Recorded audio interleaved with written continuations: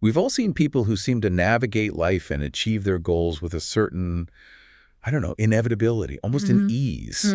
Yeah, And I definitely. know you've probably wondered, just like I have, is it some inherent advantage, maybe a lucky break here and there, or is there a learnable framework, a set of principles we can actually put into practice? That's precisely the question, isn't it? And yeah, that's exactly what we're going to dissect in this deep dive. We've compiled some really compelling research and, stories that kind of cut through the noise. Right. Get to the core of what fuels both financial and personal breakthroughs. Exactly. We're not talking about just vague notions here. No. We're aiming for tangible takeaways, things that can genuinely shift how you approach your own ambitions. Okay, excellent. So lay it out for us. What's the plan for this deep dive? Right. So we're moving beyond just surface level stuff.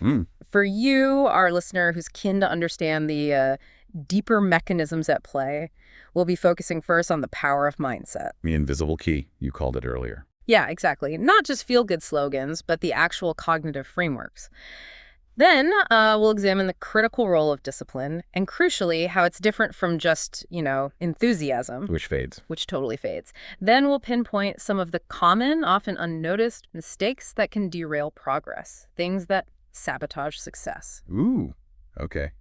Need to know those. Definitely. And finally, we'll unpack specific habits, the things that consistently show up in individuals who achieve significant outcomes. Okay. Our goal really is to give you a much clearer lens to view your own path to, well, greater achievement. Fantastic. Okay, let's unpack this then, starting with mindset. It's a term that gets thrown around a lot, doesn't it? It really does. But what does it truly mean in the context of achieving success, and why is it such a foundational piece? Yeah, good question. At its core, your mindset is simply the collection of beliefs you hold about yourself and your abilities. But what's particularly interesting when we look at successful individuals is their fundamental belief in their own agency. Agency, meaning? Right. Meaning the conviction that they have a significant degree of control over their outcomes. It's not about denying external factors exist, of course. Right, stuff happens. Stuff happens. But it's more a deep-seated belief in their capacity to influence their own lives, to respond effectively. That resonates. It's like they're operating from a premise of empowerment almost. Exactly. An internal locus of control, psychologists might call it. And you mentioned this isn't just theoretical fluff. There's research backing this up. Oh, absolutely. One of the most influential bodies of work here comes from Carol Dweck's research at Stanford on fixed versus growth mindsets. Ah, yes, I've heard of this. Right. So what her studies revealed, essentially, was that individuals who believe their talents can be developed through dedication, hard work, learning those with a growth mindset. They see abilities as malleable. Precisely. They tend to embrace challenges, they persist through setbacks, and ultimately they achieve greater levels of success compared to those with a fixed mindset. Who believe talent is just innate. You either have it or you don't. Exactly. I'm not a math person, or I could never learn to code. That kind of thinking. And what's interesting is that further research suggests even adults can actively cultivate a more growth-oriented mindset. It's not set in stone. That's encouraging. So how does this difference actually play out? Like, give us a tangible example, same challenge, two different mindsets. Okay, sure. Imagine someone facing a significant professional setback. Yeah. Maybe a project fails or they get passed over for a promotion they really wanted. Happens all the time. Right. So an individual with a more fixed mindset might interpret this as confirmation of their limitations. See, I guess I'm just not cut out for this. I knew I wasn't good enough. Leads to discouragement, probably avoidance next time. Exactly. A reluctance to take on similar challenges. Now, contrast that with someone operating from a growth mindset. They'd likely view the same setback very differently. How so? As valuable feedback, an opportunity really to learn and refine their approach. They might ask themselves, okay, what went wrong here? What can I learn from this experience to improve my skills or strategy for next time? So less I failed and more, this approach failed. What can I adjust? Precisely. It's a focus on learning and development. That's the key differentiator. It's almost like one sees a full stop, a dead end, and the other sees a comma, a pause before continuing. That's a great way to put it, yeah.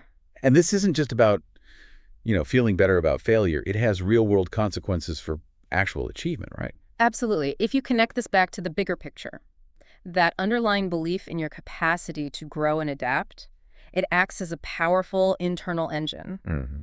It fuels resilience when things get tough, and it drives this continuous cycle of learning and improvement. It's not just wishful positive thinking. It's a fundamental orientation towards progress, a belief that effort matters. Okay. Speaking of people who seem to possess this kind of drive, Oprah Winfrey's story often comes up as an example. How might mindset have played a role in her, well, extraordinary journey? Oh, Oprah's story is a textbook illustration of a growth mindset in action, really. Despite facing incredibly challenging circumstances early on, extreme poverty, significant adversity. Yeah, really tough beginnings. Right. But she consistently demonstrated this almost unwavering belief in her ability to shape her own destiny. Her resilience when faced with setbacks, her ability to see obstacles not as barriers, but as opportunities for learning and growth. These were crucial. So it wasn't just talent, though. She obviously has plenty of that. No, it was also that underlying conviction, the belief that she could learn, adapt, figure things out, and ultimately succeed. That mindset was fundamental. It's that internal compass, isn't it? Guiding you forward, even when the external weather is stormy. Beautifully put, yes. So for our listener who's thinking, okay, I want more of that growth mindset, what's a concrete, actionable step they can take, like starting today? Yeah, this is pivotal. A simple yet surprisingly effective practice is to incorporate a moment of daily reflection focused specifically on learning. Okay. Yeah. Each morning maybe, or perhaps at the end of the day, whenever works, just ask yourself, what is one thing I can learn or improve today that will move me closer to my goals? Just one thing. Just one thing. This intentional focus shifts your brain, primes it to look for opportunities for growth, however small they might seem. It's a daily reminder that progress is within your control. I love that. Simple, direct. Yeah. A micro habit with potentially macro impact. Mm. Okay, so we've established mindset is crucial, but, intentions are only as good as actions, right? Absolutely. Which brings us to our next key element, discipline. Now, for many people, discipline feels restrictive, like a chore. Why is it so essential for lasting success, and how is it different from just being motivated? That's a critical distinction. Motivation, as you hinted, is often driven by emotion. It can be super variable. Yeah, high one day, gone the next. Exactly. It's like a surge of energy that can get you started, but it's just not reliable long term. Discipline, on the other hand, is about establishing consistent habits and routines. Things you stick to regardless of how you feel in the moment. Regardless of your emotional state. Right. Successful people understand this deeply. They know sustainable progress isn't built on random bursts of motivation. It's built on the consistent application of disciplined effort, day in, day out. So it's about building a reliable system rather than just waiting for inspiration to strike. Precisely.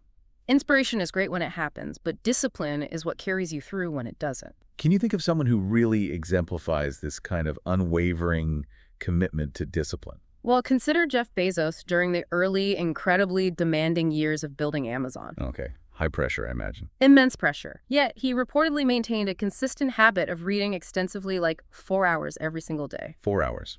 Daily. Yeah. While running Amazon. Yeah.